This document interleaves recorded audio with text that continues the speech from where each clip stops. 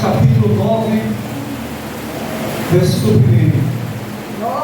E Saulo, respirando ainda ameaças e mortes contra o discípulo do Senhor, dirigiu-se ao sumo sacerdote e pediu-lhe cartas para Damasco, para as sinagogas, a fim de que, se encontrasse alguns daquela seita, para ele, era uma seita, quer homens, quer mulheres, os conduzisse presos a Jerusalém.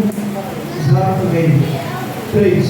E indo no caminho, aconteceu que, chegando perto de Damasco, subitamente o cercou um resplendor de luz do céu. 4. E caindo em terra, ouviu uma voz que lhe dizia: Saulo, Saulo, porque me persegues? Amém? Amém. Você falou glória a Deus. Não converse, fica bem com a palavra, por gentileza. A minha oração é que o Espírito Santo venha me usar para que o nome do Senhor Jesus seja glorificado. Preste toda a atenção à palavra de Deus, que é a maior profecia, não é verdade? Esse texto é um texto bastante conhecido da palavra de Deus. A epígrafe do texto diz assim: a conversão de Saulo no caminho de Damasco. A conversão de Saulo no caminho de Damasco. Nós sabemos, conforme João capítulo 1, versículo 11 e 12, vai dizer: e ele veio para os que era seu, a palavra de Jesus, e ele veio para os que era seu, mas os seus não o receberam. Mas todos aqueles que o recebeu, deu-lhes o poder de serem feitos filhos de Deus. Amém? Então, nós sabemos que os judeus, aqui na introdução, eles não criam em Jesus, eles não acreditavam que Jesus, ele era o Messias, o Messias aguardado e esperado. Os judeus, eles não criam, eles não acreditavam. Você sabe que até hoje os judeus estão esperando o Cristo, o Messias. Você sabe que até hoje muitos judeus ainda hoje estão se convertendo, estão recebendo Jesus, estão vindo para o cristianismo, como aconteceu nos dias de Jesus. Jesus pregou a minha palavra, ele ensinou, e muitos dos judeus creram nos ensinamentos de Jesus e se arrependeram. A Bíblia mostra isso. Muitos judeus no tempo de Jesus, no tempo que Jesus pregou, muitos judeus ouviram a palavra e se arrependeram, se converteram e entregaram sua vida a Deus. Mas o fato é que os judeus, eles rejeitaram Jesus. O próprio Jesus, no capítulo 4 do livro de João, ele, em um diálogo com a mulher samaritana, Jesus vai dizer para aquela mulher: vocês adoram o que vocês não sabem, porque a salvação vem dos judeus. Então a salvação, ela vem dos judeus, dos hebreus. A salvação, ela vem dos judeus. Então Jesus, ele veio para os seus, e quando a Bíblia fala para os seus, está falando dos judeus.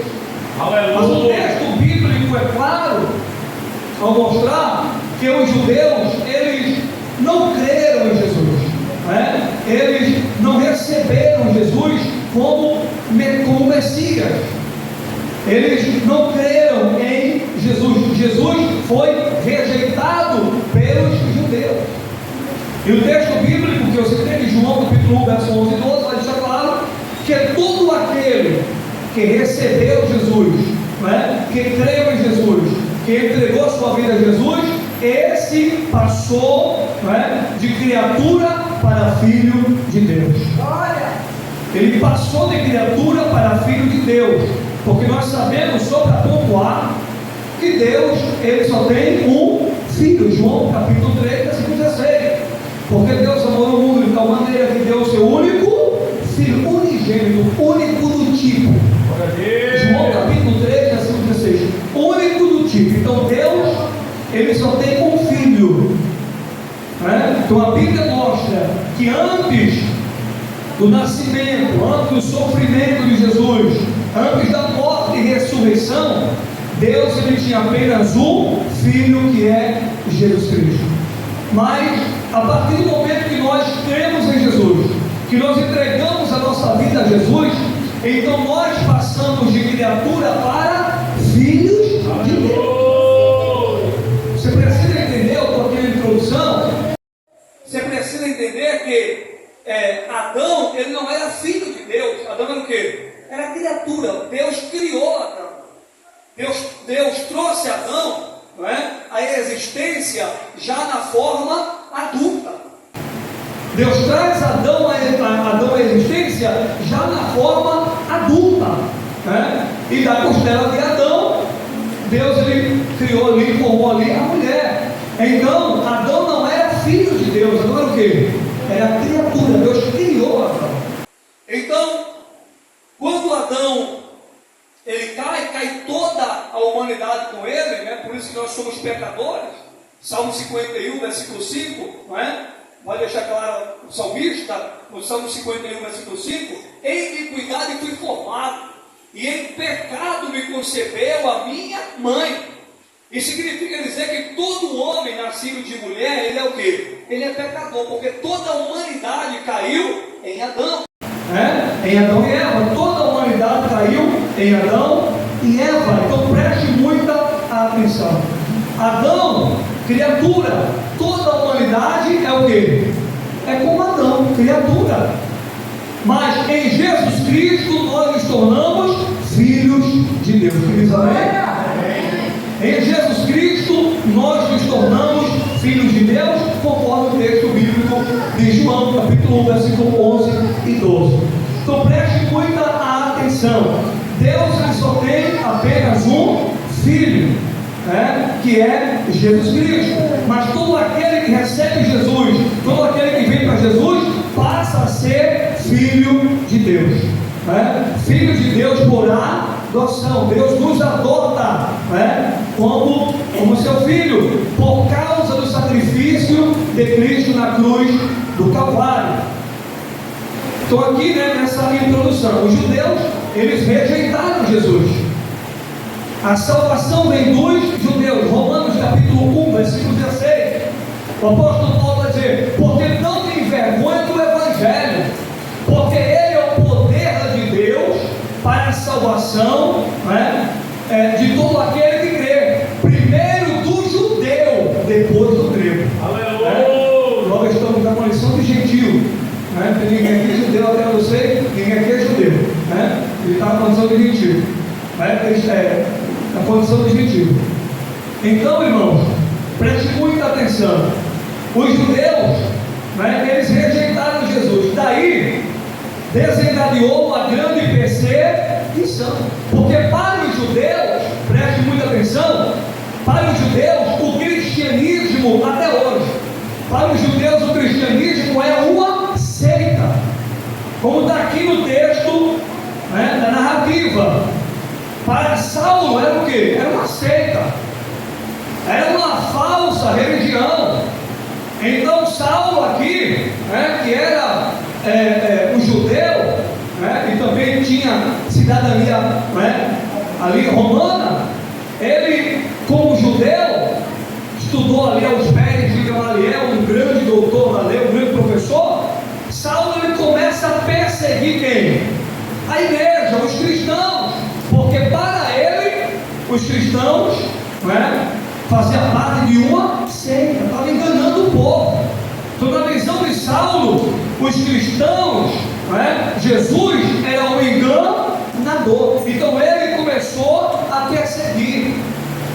E não era só Saulo não, tinha ali a equipe com ele, tinha um povo com ele, perseguido, meu irmão. E era uma perseguição muito grande. Era uma perseguição tremenda, implacável. Mas a igreja sempre prevaleceu, e a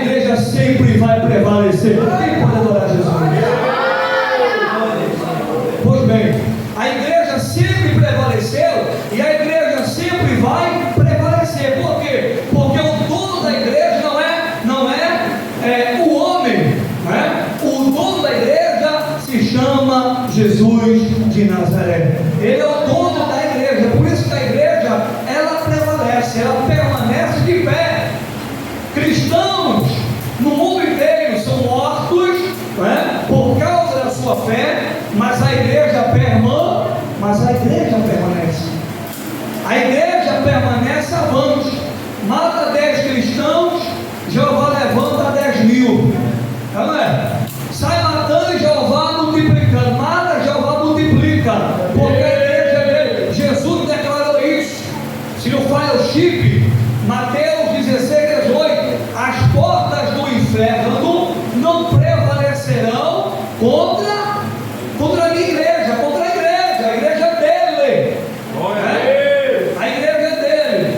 Então, os judeus rejeitaram Jesus, os judeus começaram a perseguir ali, não é? Os cristãos, e Saulo via que vinha. Preste muita atenção. O texto bíblico diz que ele vai até a autoridade máxima que tinha ali, e ele pede o quê? Ele pede cartas. Ele estava, meu irmão, que estava. Eu vou pegar todos e vou jogar na cadeia, na prisão. Vou botar tudo na cadeia. Vai tudo sofrer na minha mão. Saulo estava que estava. Ele pega as cartas para ter autoridade, para ter poder, e ele segue para Damasco. Ele viaja para Damasco com a finalidade, não é, de prender quem? Os cristãos. E o texto bíblico é claro: quem eu encontrar, seja homem, seja mulher, eu vou jogar na prisão. E o texto bíblico mostra, respirando ainda ameaças e mortes. Então muitos cristãos perderam a sua vida por causa da fé verdadeira. Glória a Deus. Por causa do evangelho verdadeiro. Muitas vezes muitos estão sofrendo e não sabem o porquê que está sofrendo. Há uma verdade. Existe o sofrimento por amor do evangelho, existe o sofrimento que eu mesmo estou procurando. Glória a Deus. Para voltar para o texto aqui, eu estou na Bíblia aqui, eu estou na Bíblia. Existe o sofrimento, que vem, que ele sobrevém, porque eu estou procurando o sofrimento. É acreditado, ele está procurando um sarna para se coçar. Fulano está procurando um sarna para se coçar. É assim. Então, uma coisa é sofrer por amor do evangelho. Os discípulos estão sofrendo por quê? Porque eles estavam pregando o evangelho. Eles estavam proclamando Jesus, e por isso eles estavam pagando o preço. Por que a igreja paga o preço? Por que a igreja é perseguida? Porque a igreja prega a verdade. Porque a igreja fala a verdade. Porque a igreja tem compromisso com a verdade. Com a verdade do evangelho, como o apóstolo Paulo vai dizer, escrevendo, sua carta à igreja de Éfeso. Então a igreja tem um compromisso com a verdade, e a igreja, ela não pode abrir mão, dobre atenção, a igreja não pode abrir mão dos princípios e valores que está na palavra de Deus. São princípios e valores de Deus. Preste atenção, são princípios e valores de Deus. E a igreja não pode abrir mão dos princípios e valores. Preste atenção aí, por favor. A igreja não pode abrir mão dos princípios e valores. É por isso que o mundo não compreende e não entende, irmão. O mundo não compreende e não entende, porque a igreja se posiciona, mas a igreja tem que se posicionar mesmo. A igreja verdadeira, sabe? Ela se posiciona. Não é aquela igreja que só love. A igreja só love. Ele está indo, só love.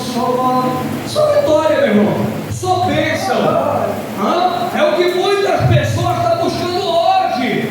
É o que muitas pessoas querem hoje. Mas a Bíblia vai dizer em Mateus, capítulo 16, versículo 26, que adianta o homem, ser humano, ganhar o mundo inteiro, se perder a sua alma.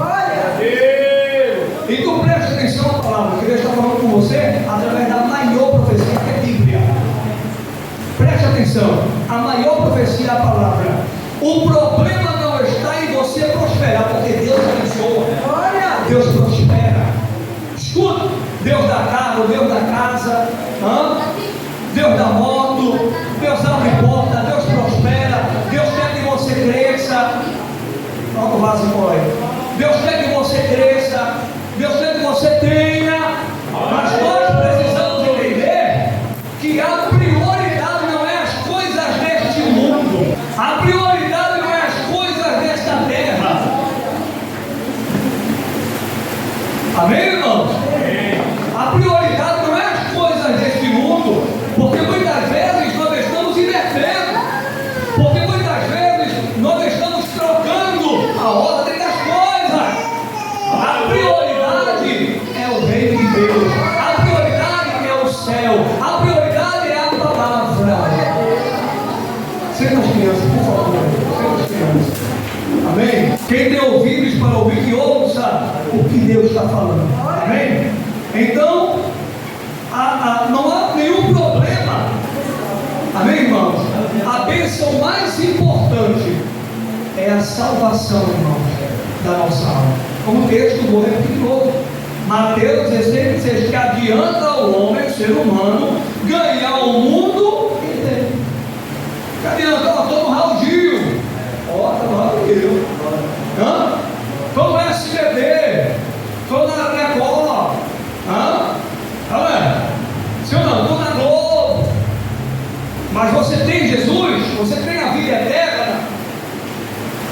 Porque para o mundo, irmãos, ter Jesus não significa, não implica em uma mudança de vida, porque eu tenho Jesus. Não, Deus ele já está comigo, eu tenho Jesus comigo. Eu não preciso frequentar uma igreja, eu não preciso obedecer a palavra, porque Jesus já está comigo. Então eu posso aqui tomar a número 1, a 51, eu posso aqui pular de cama em cama, eu posso aqui fazer o que eu quero, andar do meu jeito, fazer o que me dá na telha, porque Jesus está comigo, afinal de contas.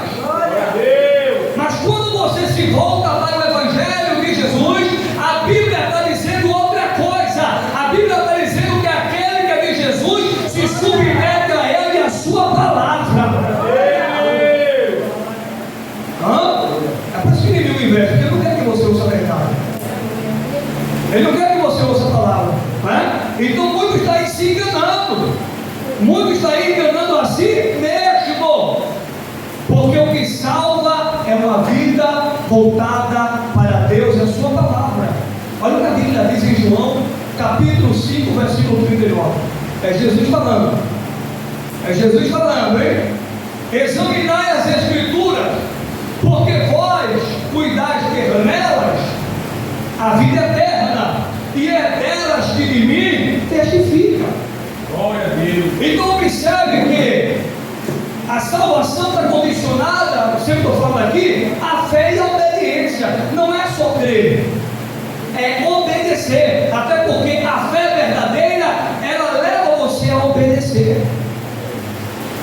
A fé verdadeira, ela leva o homem a obedecer. Não é só aquela fé do campo do abstrato.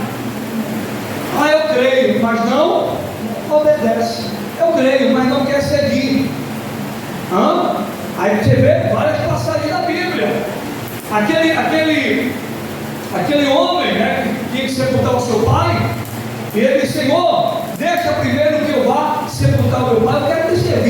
Eu quero te seguir, mas deixa primeiro eu sepultar o meu pai. Aí Jesus falou: deixa que os mortos sepultem seus mortos. Então muitas vezes falamos que a nossa prioridade é Deus, mas na verdade não é. Aleluia! A gente declara com a boca que é Deus, mas quando vai para o campo da realidade, não é. Na prática não é. Então olha aqui, eu concluindo. Ele vem que vem com tudo. E o texto bíblico ensina que ele, quando está perto de Damasco, diga comigo, perto de Damasco. Perto de Damasco. Mas já está salvo, está correndo. Mas o resto diga comigo, perto de Damasco.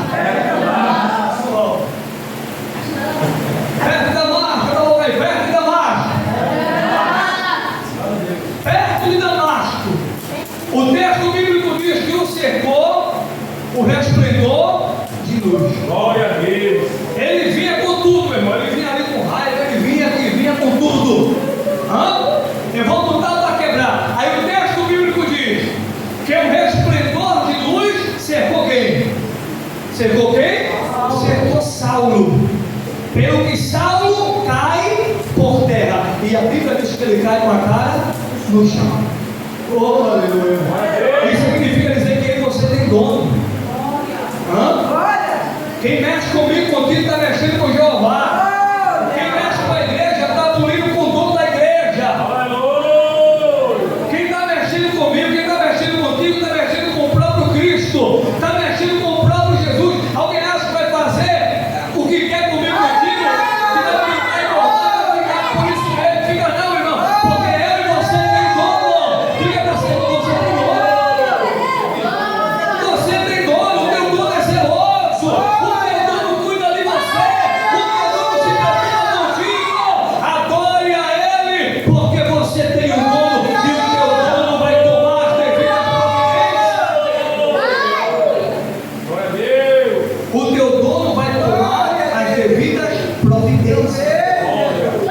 Porque nós temos um dono, irmão. O nosso dono é zeloso. Ó, Zacarias capítulo 2, verso 8. Zacarias capítulo 2, verso 8. Quem toca em vós, toca na menina do meu olho. Você já percebeu que quando a gente bate no olho sem querer, misericórdia, não é? É um incômodo, é uma dor. Quando alguém bate, a gente bate sem querer. No olho, meu Jesus amado, é uma dor, irmão, olha a Bíblia. Quem toca em vós, toca na menina do meu olho. Aleluia. Olha a figura de linguagem que Jesus está usando. Olha a figura de linguagem que ele está usando. A comparação. Quem toca em você está tocando em mim. É o que ele está dizendo. Então nós temos dom, entrega essa pessoa na mão de Deus. Ora por esta pessoa. Está te perseguindo? Está trabalhando contra você? Está investindo contra a tua vida? Então Deus está dizendo para você: ora por ele, ora por ela. Coloca ele no teu joelho, coloca ela no teu joelho e deixa o resto comigo. Está aqui, irmão. A igreja não odiava Saulo. Tudo isso. A igreja não odiava. A igreja não odiava os seus inimigos. Não. A igreja estava orando por. A igreja estava orando por ele. Odiar alguém não vai adiantar de nada. Se levantar contra alguém não vai adiantar de nada. Eu vou ter que falar porque está aqui a palavra que eu vou da Bíblia. Efésios capítulo 6, versículo 12. É para mim e para você. Estou pegando primeiro para mim. Efésios capítulo 6, versículo 12. Porque não temos que lutar contra a carne e sangue, isto é, o ser humano, mas contra principados e potestades. Está falando do diabo, está falando de Satanás e seus anjos. Porque não temos que lutar contra a carne e sangue, ser humano, mas contra principados e potestades, o Satanás e seus anjos caídos. A nossa luta não é contra o nosso próximo. A nossa luta não é contra o nosso irmão, contra o nosso irmão. O diabo nos engana. O diabo está colocando a esposa contra o esposo e o esposo contra a esposa. O diabo está colocando o namorado contra a namorada e a namorada contra o namorado. Um pastor contra o outro, o irmão contra o outro. E a pessoa, e muitas vezes eu e você, porque eu estou inserido, eu estou incluído, nós estamos dormindo o sono da indolência. E o diabo dizendo: eu estou aqui, eu estou sapateando, estou se andando. E ele não está nem vendo. Eu estou aqui se andando e ela não está nem vendo. Eu estou se andando e ele não está nem percebendo. Por quê? Por quê? Porque estamos dando vazão à nossa natureza caída, à nossa carne. E o inimigo está ali se andando. E eu e você, sem perceber, que Satanás está agindo e está trabalhando, irmão. Mas há poder no sangue de Jesus. E que você venha acordar em nome de Jesus nesse dia de hoje. Que você possa despertar, acordar para Jesus, para a realidade, para a verdade. Então aqui, não odeia não. Ora por esta pessoa, entrega na mão de Deus. Tem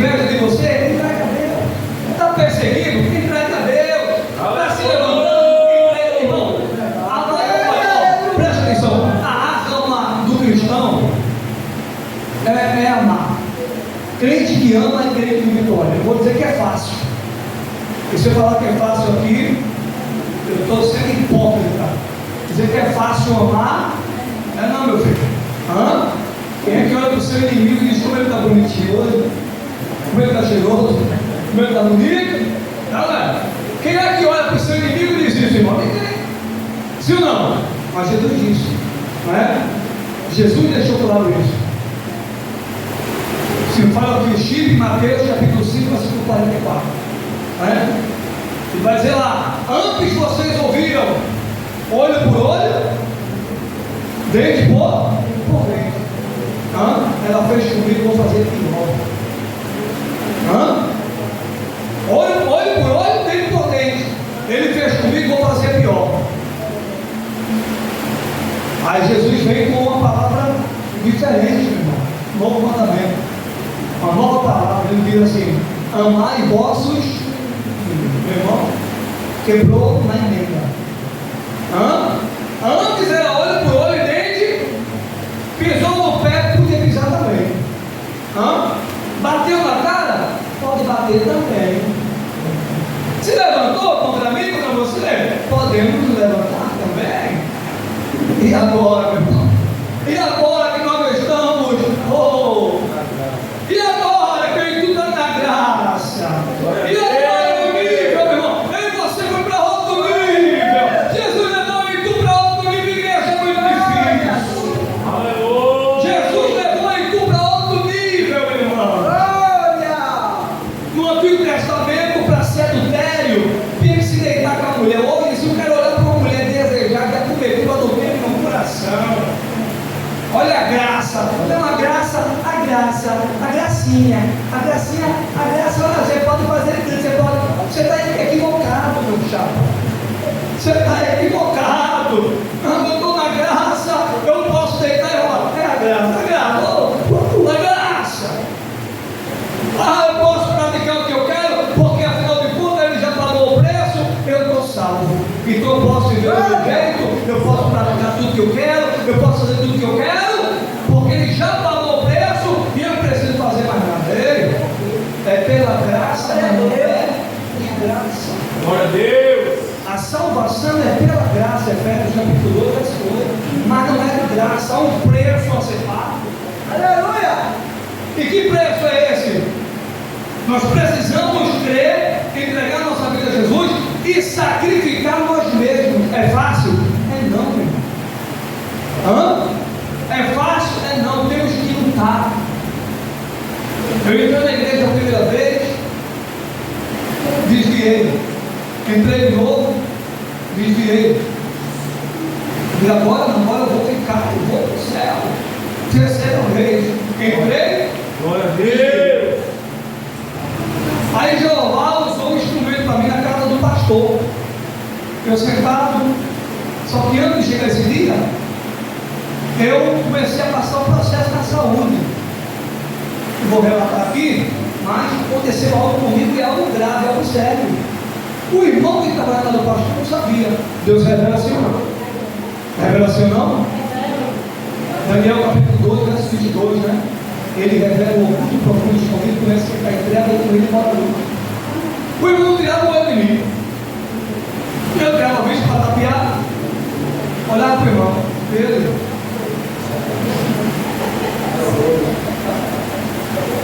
Aí eu olhava para o irmão e a ele. Isso não é possível, né? Esse cara se envolve na minha cara. Eu olhava comigo, esse irmão se envolve comigo. Tanta gente para ele olhar aqui, ele está olhando só para mim. E eu tirava a vista e ele com o olho em cima de mim. Eu tirava ele com o olho em cima de mim. Ele olhou para mim e disse: moço, para o velho, né? Moço, ele disse: ó, o Senhor tem dado muito lindo para mim. Eu olhei para ele. Ele disse: você, Deus, ele me mostrou, você era para estar numa sala de hemodiálise. Vou para dentro do eu estou, disse que é a presença de Deus. Porque esse era o processo que estava. Então, na cabeça ele quer dizer, na revelação ele quer dizer.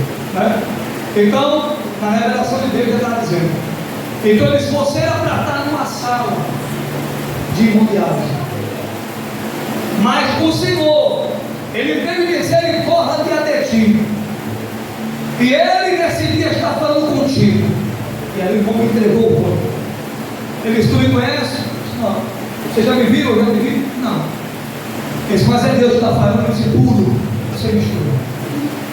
E a partir daquele dia, irmão, eu me coloquei no caminho do Senhor. E até hoje eu estou lutando. Porque é luta, meu irmão. Todo dia eu e tu matou um urso e um leão no alto dizer. Não é fácil servir a Deus. Não é fácil obedecer a palavra.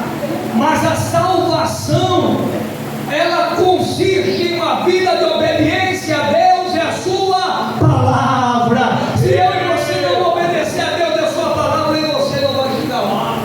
Aleluia. Diga para essa pessoa do seu lado: tem que obedecer a palavra. Diga: a Deus é a palavra. Eu e você tem que se submeter se queremos chegar lá. É por isso que muitos já desistiram. Por quê? Porque a palavra de Deus, ela rejeita, não é, tudo aquilo que vem contra a santidade de Deus. A palavra rejeita. A palavra vai bater de encontro, a palavra vai bater de frente, a palavra vem de encontro, porque, não é, o Evangelho, ele vem na contramão do mundo.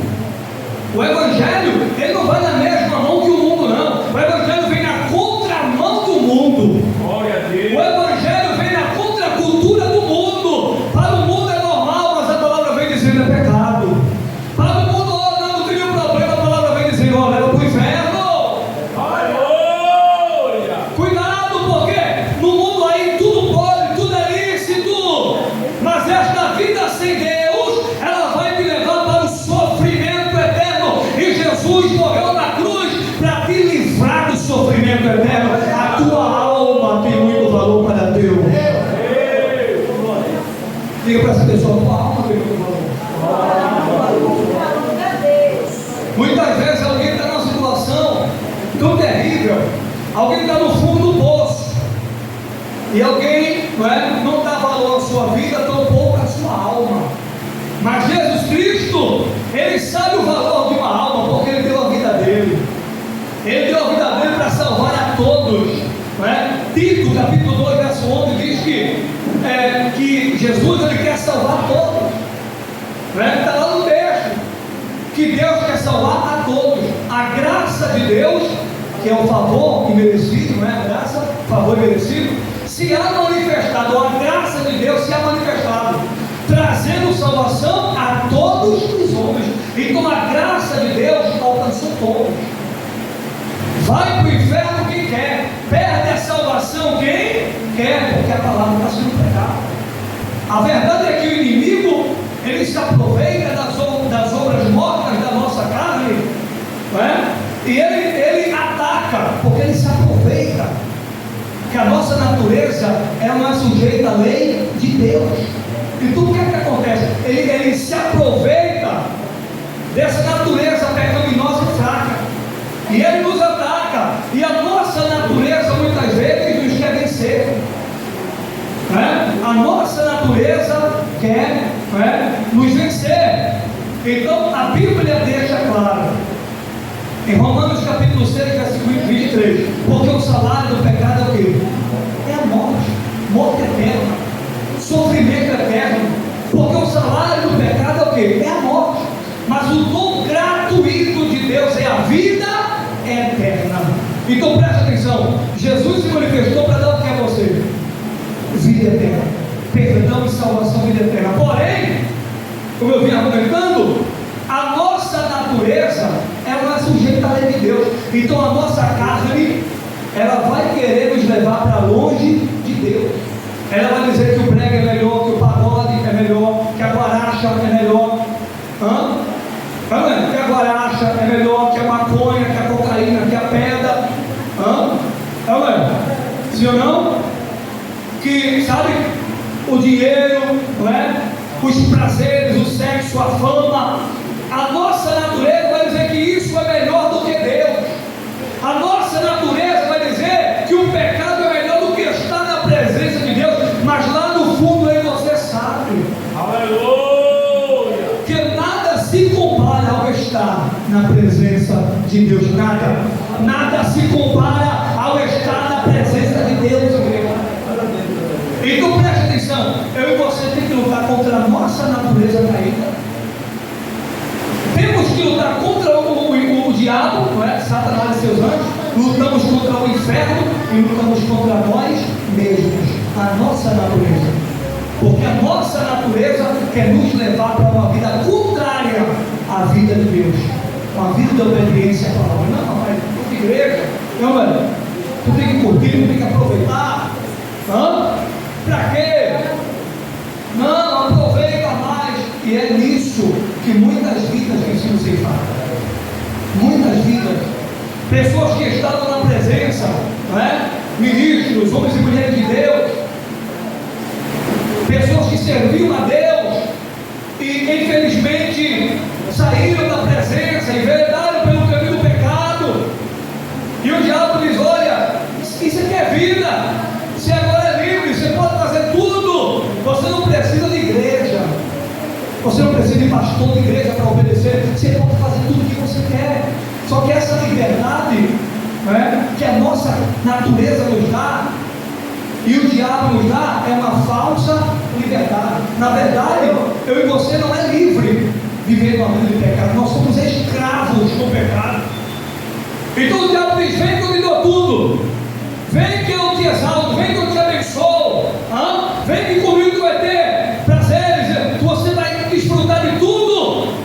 Mas na verdade ele está dizendo: vem que você vai ser meu escravo, minha escrava. Então o inimigo quer fazer de mim e você escravo dele. Enquanto ele quer fazer escravos, Jesus está libertando. Aleluia! Enquanto ele quer matar, quer roubar, quer destruir, Jesus está levantando, Jesus está operando, Jesus está curando, Jesus está batizando, Jesus está perdoando, está salvando. E hoje ele quer fazer na tua vida. Você está aqui, você está pelas redes sociais, Jesus hoje ele quer fazer na tua vida, só depende de você. Então a luz cercou quem? Cercou Saulo, e Saulo caiu por terra, e caiu com a cara no chão. Deus o abateu, ele está abatido agora no chão, e é o que vai acontecer com os perseguidores da igreja, é o que vai acontecer com os escarnecedores, com os zombadores. Nada, rapaz. Jesus, essa história de Jesus vai voltar, Jesus, ele não vai voltar não. Desde criança que eu escuto Jesus vem, cadê? O povo prega tanto que Jesus vem, cadê Jesus? Os sinais estão aí. Os sinais estão aí. É reino contra reino, é nação contra nação, é peste, fome, terremoto, maremoto, não é guerra, está aí os sinais. Sinais da natureza, está tudo aí. Algumas semanas atrás eu estava comprando um açaizinho aqui, não vou dizer onde é que eu vou fazer a minha para frente, né? Estava comprando um açaí, brincadeira essa parte, comprando um açaí aqui, estava chovendo, pouco mas estava. Meu amigo começou a respirar, porque mora na área que viu. Eu estava na rua ali, olhando para o céu assim, a menina que estava assim, a esposa lá atrás, Jesus! Jesus não, meu filho. Veio para ela, porque se for Jesus, já era. Ele é que se correu primeiro. E, irmão, foi uma coisa assim, que dá medo. Parecia que estava muito em cima da. Parecia que estava em cima da gente. Deu várias vezes, umas 3 vezes o estrondo. Aquele estrondo deu o primeiro, um pouco fraco. Deu o segundo, mas não deu o terceiro, meu irmão, que estava. Quem estava na cama levantou. Até o fundo acordou, meu irmão. Foi muito forte. Jesus amado, era fogo. E depois eu estava vendo para o Então, irmãos, veja, o tempo desse aqui, ó, no alto aqui, no alto soldado, o poste lá na Evangelho ficou sem energia, começou a dar problema. A luz é aquele limpou, eu vou ligar. Aí o povo que estava na rua olhou e viu pegando fogo, aquele estrondo, aquele fogo. Aí teve gente que se ajoelhou: Jesus, me perdoa, Senhor, me perdoa. Aquele pipoco, aquela escuridão, sabe, tomando a parte de baixo, a parte de cima do alto. Aí teve gente que os irmãos comentam comigo, e quando olhou, tem a gente de joelho, meu irmão. Senhor, me recebe, Senhor. Eu não me arrependo agora. Aí alguém chegou perto e disse: rapaz, que calma, como pode pegou fogo ali? Não é Jesus que está voltando, como pode? Aí apagou aqui embaixo, apagou aqui em cima. Olha aí, irmão. Um poste. Isso é verdade, gente. O que está acontecendo? Olha aí. A gente está rindo, mas aconteceu, irmão. E o povo ali se ajoelhou. Se ajoelhou, evangelho, para aceitar Jesus. Ó, Jesus, meu Deus, me perdoa meus pecados. Você não é o povo de Jesus, irmão. A coisa é séria. Quando Jesus voltar, né, a vida dele, a igreja coloca que é em duas fases. Então, quando nós somos pré-tribulacionistas, cremos que a igreja não vai passar por uma grande tribulação. Preste atenção, eu estou concluindo. Nós cremos que a igreja não vai passar por uma grande tribulação, que Jesus ele vai tirar, né, arrebatar a igreja antes da grande tribulação. Então, o que é que ocorre? A vida de Jesus tem duas fases, né? Então, na primeira etapa, na primeira fase, ele vem para a igreja. Na segunda fase, ele vem com a igreja. Glória a Deus. Na primeira fase, é invisível para o mundo não vai ver.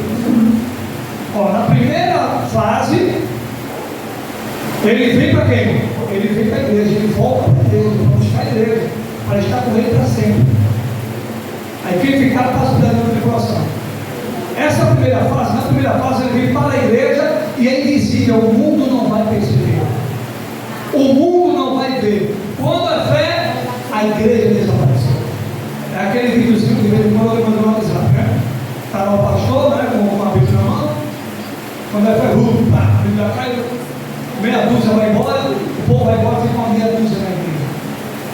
Então, ou seja, não tem isso que vai dar tempo de me ajoelhar. Jesus me perdoa agora. Ei, olha, ele está vindo, ele está voltando. Vai dar tempo de me ajoelhar aqui e aceitar. Não vai ter isso. Quem estiver com ele, vai. Exatamente. É num abrir e fechar de olhos, como diz o apóstolo Paulo. Num abrir e fechar de olhos. Então, ou seja, vai ser muito rápido. Num abrir e fechar, vou piscar de olhos. Ele vem. A igreja vai embora. Quem ficar vai passar pela grande tribulação. Vai ser 3 anos e meio de falsa paz. Eita! O anticristo governando todo mundo, né?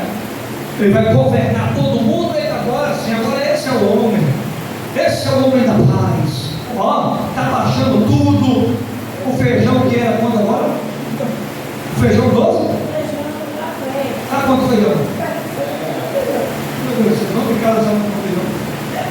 Não, o pai quebrou a R$8 o feijão. Mas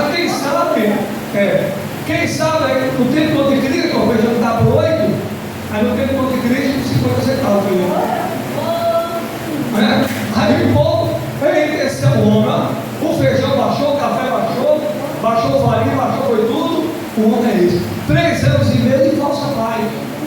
Aí o que a Bíblia diz? Mostra que depois ele vai quebrar o acordo dele, ele vai exigir adoração, ele vai levantar uma imagem dele, e ele vai exigir ser adorado. Aí meu filho, o pau vai quebrar.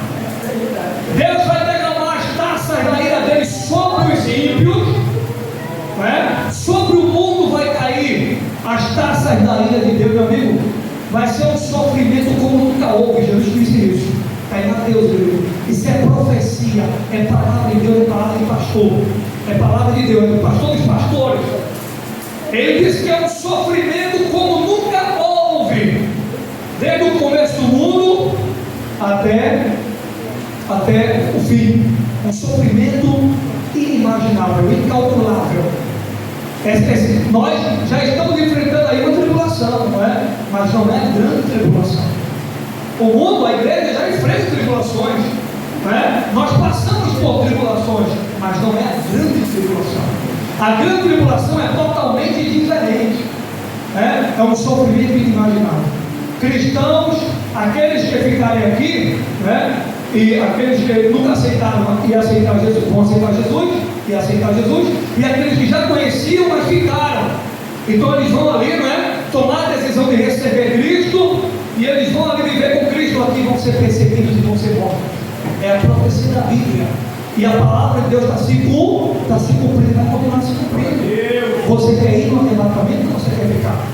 Se o corpo tombar, você quer estar na presença dele, porque a alma não morre, a alma é imortal, está aprovado em Mateus 10, 28. Não tem mais os que matam o corpo, mas não podem matar a alma.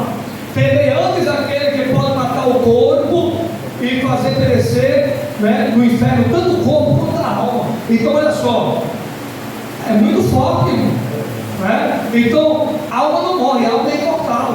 O corpo de um cristão tomba, a alma dele vai na presença de Deus. Um corpo de um ímpio tomba, é a Bíblia, não dá para tapar sua companheira.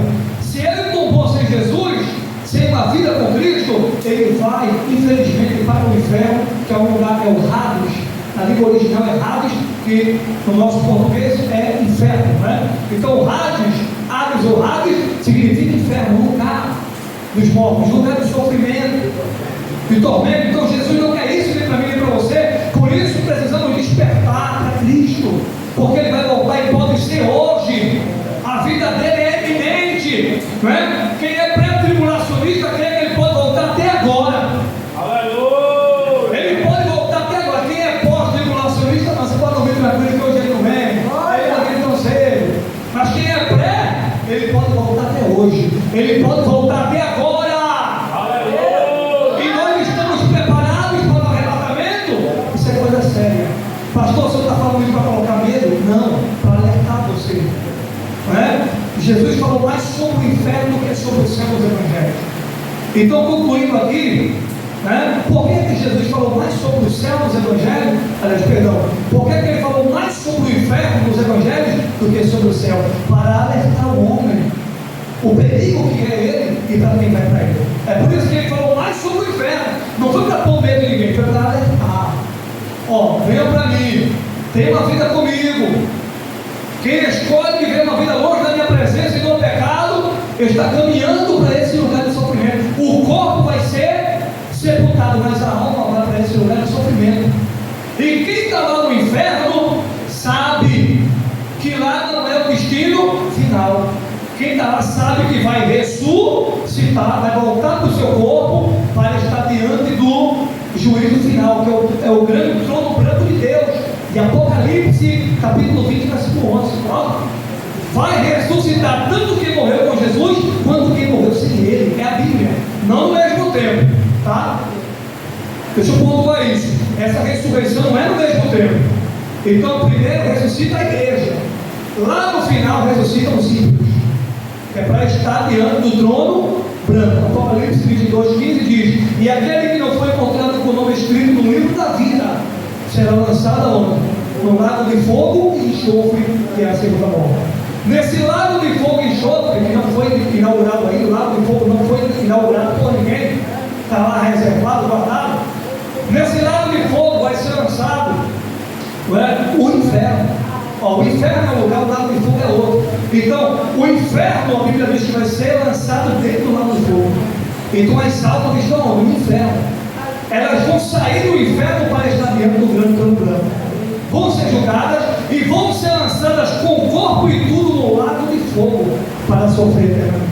Onde o inferno também vai ser lançado lá no lago de fogo. Então o inferno é um lugar e o lago de fogo é outro lugar totalmente diferente. O inferno já foi inaugurado há muito tempo.